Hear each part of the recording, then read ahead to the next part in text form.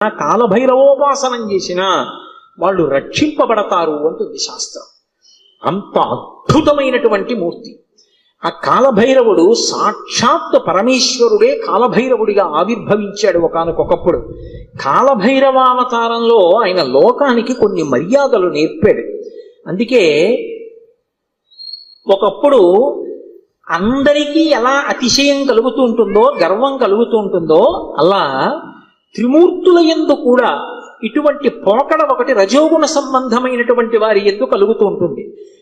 సృష్టికర్త అయినటువంటి చతుర్ముఖ బ్రహ్మగారు సహజంగా రజోగుణ తత్వంతో ఉంటాడు, అందుకే ఎరుపు రంగుతో ఉంటాడు. ఆయనకి ఒకప్పుడు ఎందుకో ఒక భావన కలిగింది, ఆయనకి 5 తలలు ఉండేవి.